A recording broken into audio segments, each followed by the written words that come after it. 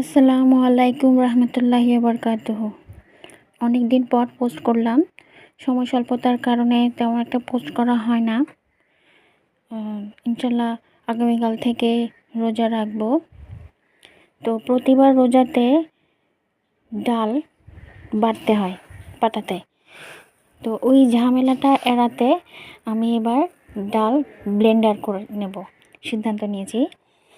তো এখানে 1 কেজি খেসারির ডাল আর আধা কেজি মসুর ডাল মিক্স করে ভালো করে 3 দিন আমি শুকিয়েছি।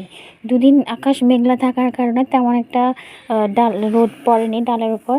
তো আজকে একদম কড়া রোদ ছিল, শুকিয়ে নিয়েছি। মাশাআল্লাহ অনেক ঝরঝরে হয়েছে। এটা এখন আমি ব্লেন্ড করব। ব্লেন্ডার জগে নিয়ে নিয়েছি, অল্প অল্প করে ডালটা ব্লেন্ড করব। তবে বেশি গুঁড়ো করা যাবে না, আধ ভাঙ্গা করে ব্লেন্ডার করতে হবে।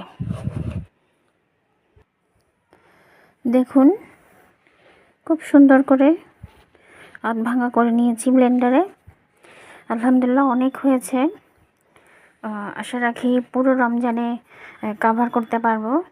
আর আমাদের বাসায় মানুষ অল্প, তাই অত পেঁয়াজও খাওয়া হবে না।